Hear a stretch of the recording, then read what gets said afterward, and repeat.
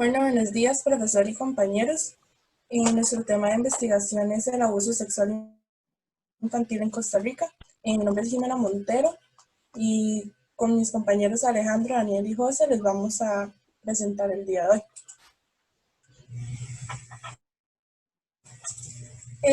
La presente investigación tiene como principal propósito explicar el abuso infantil en Costa Rica, mostrando sus causas, signos y consecuencias para con el infante en el transcurso de su vida. La investigación realizada permite ver el grado de información que posee la población con respecto a denuncias y protocolos a seguir, como con instituciones públicas como el PANI.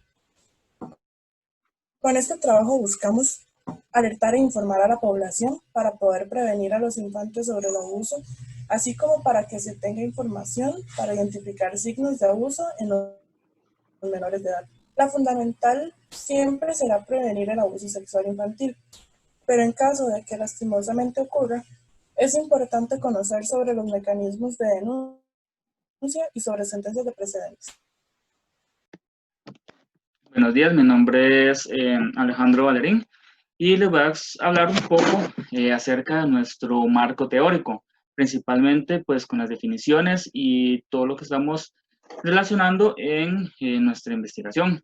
Primero, pues lo que es el abuso sexual infantil es una de las formas más graves de violencia contra la infancia, conlleva efectos devastadores en la vida del infante, implica transgresión de límites íntimos y personales, supone una imposición también de justamente comportamientos de contenido sexual por parte de una persona adulta, realizado en un contexto de desigualdad a través del engaño, fuerza, mentira o manipulación. Además puede incluir contacto sexual, exhibicionismo, exposición a material pornográfico, grooming o manipulación para producción de material visual de contenido sexual, explotación sexual infantil, a cambio de una contraprestación que normalmente es económica. Es importante mencionar que cualquier forma de violencia sexual contra niños y niñas es un problema social que repercute en su vida, en su entorno y en los contextos en los que el niño o la niña víctima se desarrolla.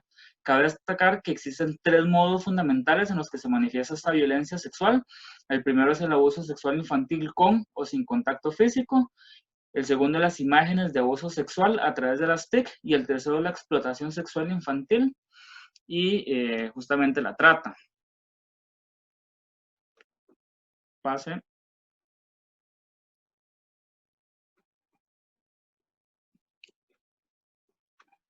Ahora bien, en un estudio sobre la revictimización de las personas abusadas, se nota la preocupación por parte de instituciones públicas, en este caso el Poder Judicial implementó un programa enfocado a la atención de las víctimas, lo que fue el programa de atención a la violencia infantojuvenil en el año 2008. Es evidente que de alguna u otra forma se llega a revictimizar la persona afectada por ser procesos judiciales desgastantes, por el tiempo que se requiere, por la situación atendida, ya que si son perpetrados por familiares, amigos o conocidos, los efectos tienden a ser mayores. Además, la mayoría de víctimas son mujeres y las personas victimarias son hombres. Con ello, pues se observa los esfuerzos de las instituciones por abordar la temática y cómo el infante sufre justamente lo desgastante de este tipo de procesos. Ahora bien, parte de las consecuencias en las mujeres víctimas que deja el abuso sexual es principalmente en la concepción de sus cuerpos, que externamente se observaban sanos y cuidados, pero las mujeres lo describían o asumían como cuerpos que provocaban, vulgares y sexualizados. Por lo tanto, se debe prestar atención a las secuelas que deja el abuso sexual infantil en las víctimas, donde muchas veces nunca prescriben y esa persona víctima no vuelve a ser la misma durante el resto de su vida. Una de las interrogantes en nuestro marco teórico es justamente por qué las mujeres son más propensas a lo que es el abuso sexual. Y cabe mencionar que se realizó un estudio en el 2001 con varias encuestas donde el estudiantado identificaba y reconocía que la progenitora era la persona de mayor confianza para tratar sobre el tema de abuso sexual. Sin embargo, la misma refuerza estereotipos, mitos y tabúes con relación a la problemática, permeada en la concepción de género. Con ello reafirma el rol de la madre que se le ha asignado socialmente a la mujer y cómo se sigue arrastrando y reproduciendo pensamientos, actitudes y acciones patriarcales donde la mujer es totalmente vulnerable, en este caso justamente hacia lo que es el abuso sexual. Anualmente en Costa Rica se registran 500 embarazos de niñas menores de 15 años anualmente. El abuso se sostiene por el silencio exigido mediante amenazas, chantajes, que incluso, por ejemplo, matar a su madre, a ellas mismas o de suicidarse, garantizando permitir la continuidad con la situación del abuso sexual. Si gusta, cambia, compañero.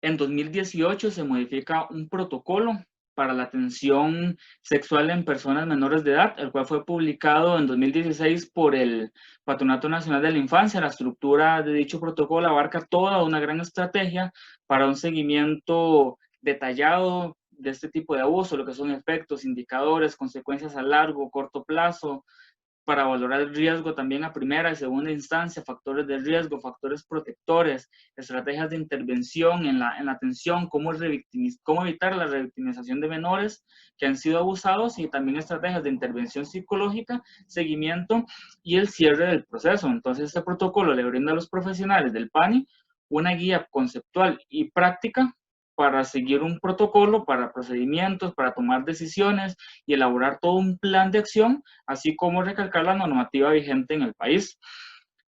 En el Código Penal costarricense, la prescripción de delitos sexuales contra una persona menor de edad corría a partir de que la víctima cumplía 18 años de edad o que estaba en condición de poner una denuncia.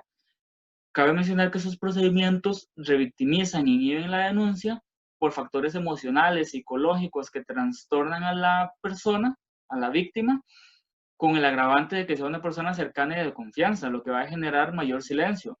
Pero gracias a que en el 2019 el PANI reconoció ante la Comisión de Asuntos Jurídicos la aprobación por unanimidad del proyecto de ley de derecho al tiempo, que pues es importante señalar que la víctima va a requerir un tiempo significativo para encontrar valor, para hablar y explicar sus experiencias. Como lo menciona la ministra Patricia Vega, el tiempo es determinante para revelar la denuncia al abusador, por lo que el ampliar el periodo de prescripción del delito a 25 años después de cumplida la mayoría de edad es entender y demostrarle a la víctima que se cree en ellas y que existe justamente un acompañamiento. Si gusta, pasa.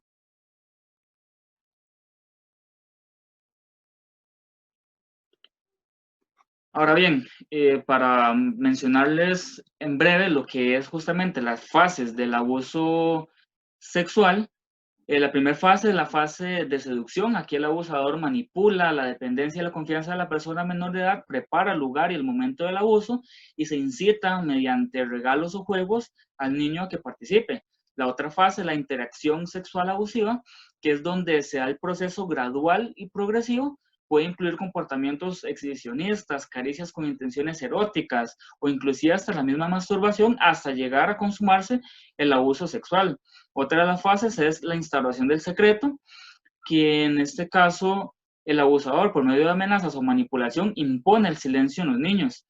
La otra fase es la de divulgación, que esta fase no se da mucho ya que muchos abusos quedan en silencio por cuestiones sociales. Y la última fase es la fase represiva, que por el quiebre familiar se va a tender a negar o a restarle importancia o a justificar el abuso en un intento por volver a la situación inicial cuando el secreto se mantenía como tal. Cabe rescatar que son experiencias traumáticas que repercuten negativamente en el desarrollo de la personalidad, del estado físico y psicológico de la víctima. Ahora bien, entre el 2016 y 2018 se experimentó un incremento de un 87% en las denuncias por abuso sexual infantil. En este caso, en 2016 hubo 1.915 denuncias, en el 2017 2.816 denuncias y en el 2018 3.593 denuncias. Según Olga Arguedas, la directora del Hospital Nacional de Niños, menciona lo preocupante, pues para el primer trimestre del 2019 el abuso por negligencia fue de un 67%, seguido por abuso sexual con un 9%, abuso emocional un 9%, físico un 7% y prenatal un 5%.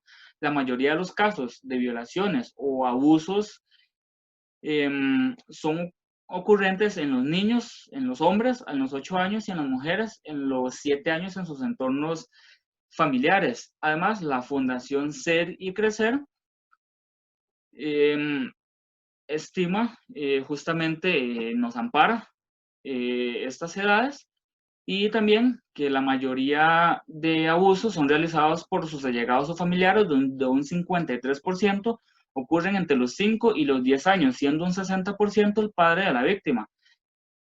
Y finalmente, pues existe una gran cifra de abusos sexuales que no llegan a ser denunciados o se espera mucho tiempo justamente para acudir ante el Poder Judicial, ya que la persona prefiere callar por vergüenza, por temor, por amenazas, por efectos de manipulación y por incluso situaciones de desventaja. Por lo tanto, esta es parte de nuestro marco teórico para que justamente entendamos un poco la situación, nuestro marco referente, para poder entender nuestra investigación. Bueno, y con respecto a nuestra justificación, el principal propósito de este trabajo surge del interés de visibilizar los casos de abuso sexual en Costa Rica, ya que constituye una gran problemática que es universal, y esto violenta los limitantes personales y los derechos de los niños y las niñas, y ocurre en millones de contextos, tanto como sociales y familiares. Bueno, gracias a datos de la UNICEF, se sabe que en el 2002 más de 150 millones de niñas y 73 millones de menores de edad experimentaron relaciones sexuales forzadas u otras formas de violencia sexual. Lastimosamente, la mayoría de familias no realizan denuncias debido al miedo o la poca ayuda por parte de las autoridades. Y de igual manera, la poca tolerancia y la falta de conciencia por parte de la sociedad son factores que influyen en esto. Por eso la investigación busca proporcionar una visión integral de los riesgos sociales que suceden cotidianamente y que hostigan a los niños y a las niñas, así como mostrar las consecuencias y repercusiones que esto tiene en los infantes a corto y a largo plazo. Bueno, y posteriormente, con el objetivo general, sería explicar el abuso sexual infantil en Costa Rica, sus causas, signos y consecuencias para el infante en el transcurso de su vida. Y con los objetivos específicos tenemos que el primero sería describir cómo se ha dado el abuso infantil en Costa Rica con respecto a sus antecedentes a partir del año 2000 y hasta la creación de la Ley del Derecho al Tiempo en el 2019. Y el segundo sería mostrar las causas, signos y consecuencias del abuso sexual infantil en Costa Rica.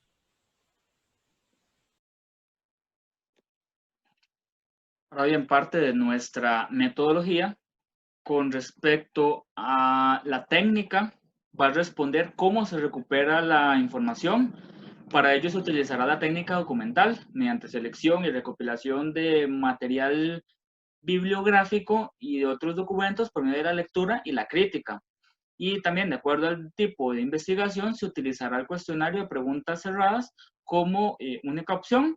Y con respecto a los métodos que responde a la pregunta, cómo se interpreta la información, cabe mencionar que la investigación es descriptiva, pues es usada como antecedente a los diseños de investigación cuantitativa, se utiliza el lenguaje también verbal, además es ideográfica, pues la finalidad es la descripción de objetivos específicos. Además, al ser un método cualitativo y descriptivo, implica la revisión y análisis bibliográfico de las mismas, con el fin justamente de responder a los objetivos de esta investigación. En esta sección se mostrarán las preguntas, los resultados de la encuesta realizada y se les mencionará además el análisis de dichos resultados. Pasa, por favor. En la primera pregunta, un 83% de las personas que realizaron la encuesta están de acuerdo en que los infantes exponen sus cuerpos a edades tempranas, ya que es de gran importancia que los niños conozcan sus cuerpos para apropiarse estos e identificar signos de abuso sexual, como caricias y tocamientos en sus partes íntimas, comprendiendo que dichos tocamientos no son adecuados y que deberían reportarlo a un adulto.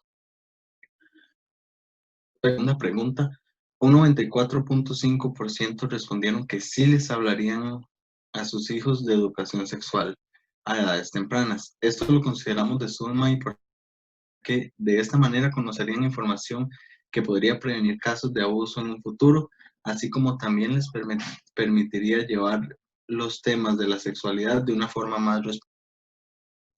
La tercera pregunta nos muestra que un 80.1% de las personas desconocen el aumento de un 74% en casos de abuso infantil del año al año 2017.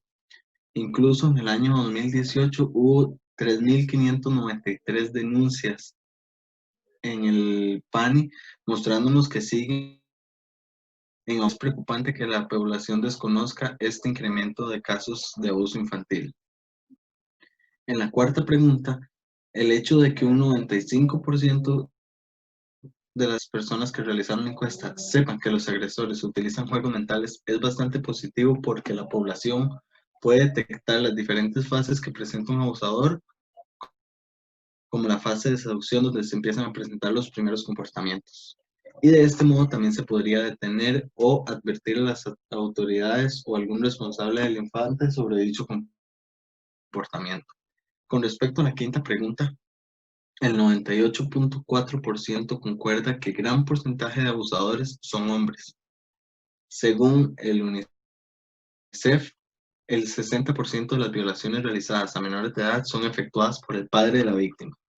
La preocupación radica en que los abusos se suelen dar incluso por hombres que son parte de la familia. Pasa, por favor.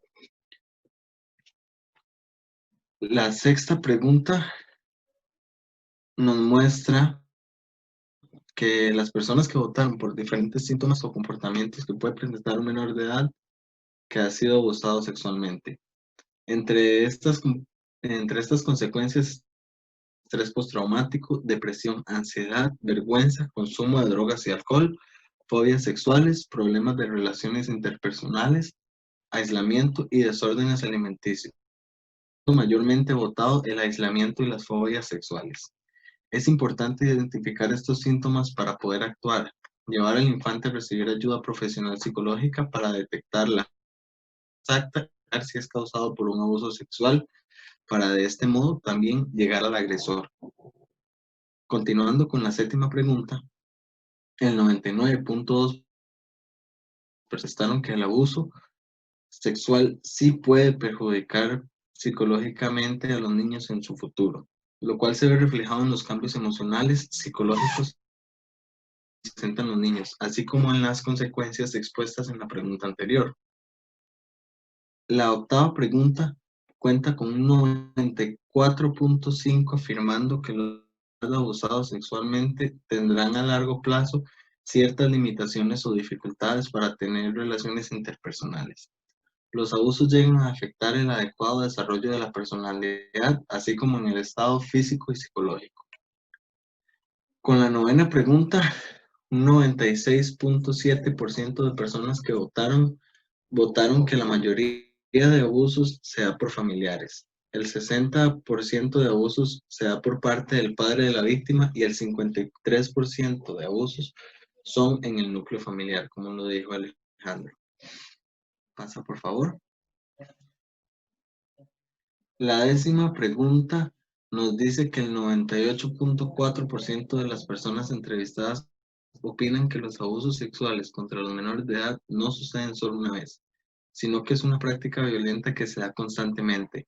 Aunque solo es suficiente una agresión de este tipo para arruinarle y arrebatarle la inocencia y sus derechos a un niño, lamentablemente los abusos sexuales no suelen ocurrir solo una vez. Usualmente se dan durante años, ya que el abusador amenaza al niño para mantener su silencio. Con la onceava pregunta, el 94.5% votó que el abuso infantil no se da únicamente en contextos de vulnerabilidad o en entornos pobres. Y es de suma importancia entender que los abusos sexuales se pueden llegar a dar en cualquier zona sin importar la clase social. Como podemos observar en la 12ª pregunta, el 97.6% de las personas entrevistadas acuerdan que muchos de los abusos que experimentaron personas en su infancia nunca suelen salir al aire o ser denunciados por razones de miedo, vergüenza, amenazas e incluso prejuicios sociales. Esto suele suceder porque el abusador comete una variedad de juegos psicológicos con su víctima y lo amenaza para que éste no lo denuncie con otras personas. En la pregunta número 13 se obtuvo resultados realmente parecidos, mostrándonos que 67 personas de 127, lo cual equivale al 52.8%, desconocían que en su mayoría los abusos infantiles se dan entre los 5 a 10 años. Y como se expuso anteriormente, el 53% de los abusos ocurren entre los 5 y los 10 años de edad, según la UNICEF en un estudio del 2017. En la pregunta número 14, en conjunto con la 12ª pregunta consisten en los abusos siendo expuestos. Esta pregunta es principalmente dirigida a sus padres, a diferencia de la evolución que ha tenido la situación de pasar de ocultarlos casi todos a comenzar a denunciar. Siempre será mayor la cantidad de casos que no se denuncian lastimosamente, pero esto también se da además por la manera en que el abusador manipula al infante. Siguiente. En la 15ª pregunta, vemos resultados que muestran lastimosamente una realidad en cuán informada está la comunidad y de los mismos casos que se ocultaron en su debido momento. Esto porque el surgimiento de un abusador no se da de la nada, sino que es un patrón que se repite en la mayoría de los casos, por lo que el abuso de cualquier ámbito puede ser reflejo o repercusión de lo que un ofensor sufrió en alguna etapa de su vida. En la siguiente pregunta, la número 16, nos muestra la falta de exposición que un protocolo como este tiene. Es necesario que se conozcan este tipo de protocolos, por lo que hay que reconsiderar tal vez la manera en que se está haciendo su divulgación. La reincidencia, así como incluso el surgimiento de estos casos, podría evitarse si se conocieran todos los indicios de abuso o preparación para este.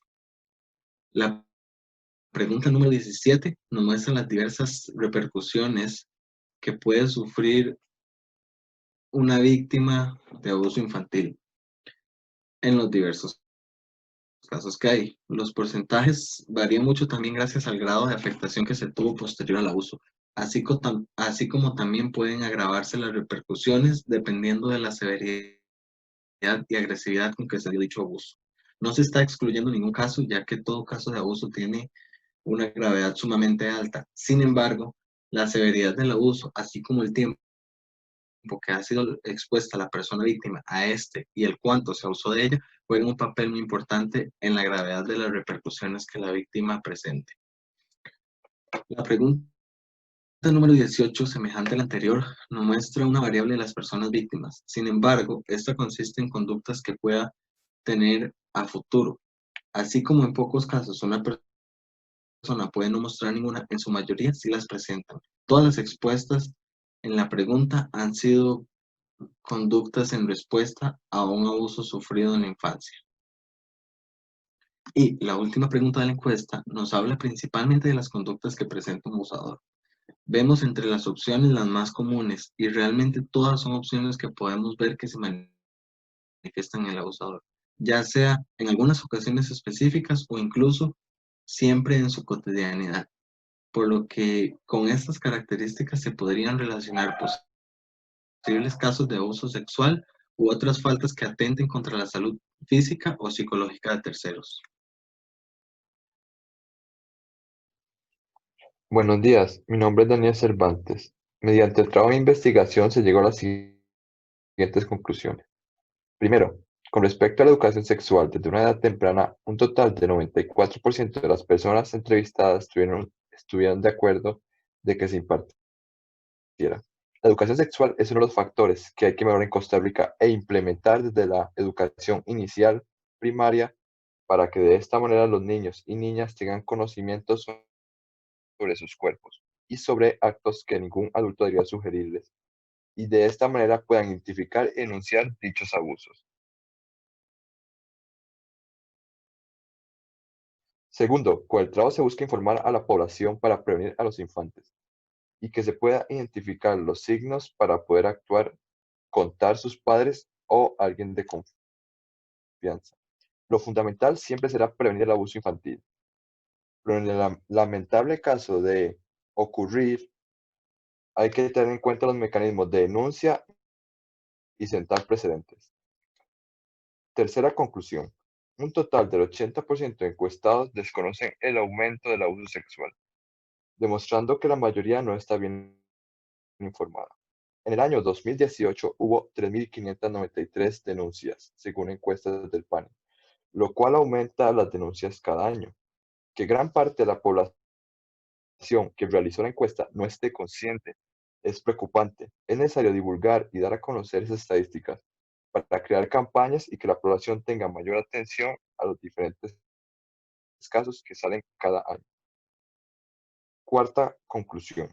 Es necesario saber y entender que los abusos y comportamientos que atentan contra terceros suelen ser conductas en reflejo a lo sufrido en la infancia. Siempre llegan a existir acontecimientos que sean determinantes en la construcción de la conciencia y de la personalidad de una persona a lo largo de su crecimiento. Así, de cierto modo, determina posibilidades de comportamientos y conductas que una de las personas va a presentar al conseguir su mayoría de edad y más adelante. Precisa ser una práctica en auge que el enseñarles a las personas a reconocer los antecedentes en un abuso, ya que cuesta ver un abuso infantil que no llevará un proceso de preparación previa, por lo que es sumamente necesario anticipar y de este modo también disminuir la cantidad de casos. Por último, se logró observar que muchas de las personas entrevistadas logran identificar comportamientos que suelen ser consecuencia del abuso sexual en los menores y en los comportamientos que presenta el mismo agresor sexual. Pero de igual manera es una incógnita el por qué el abuso sexual infantil, siguiendo siendo un tema tabú e ignorado por muchísimas personas. Influye de manera positiva que la población tenga conocimiento de los comportamientos. Es necesario dejar de crear prejuicios o tabúes en torno al abuso sexual infantil, tener conciencia de la realidad de estos mismos para poder disminuir los casos y actuar de manera efectiva para proteger la integridad de los infantes. Muchas gracias por su atención. A partir de ahora inicia el periodo de preguntas. Ok, si gusta, nos devolvemos a la primera diapositiva para iniciar justamente el momento de preguntas, tanto del profesor como de los compañeros y compañeras. Entonces, pues quedamos anuente a sus preguntas para lograr responderlas.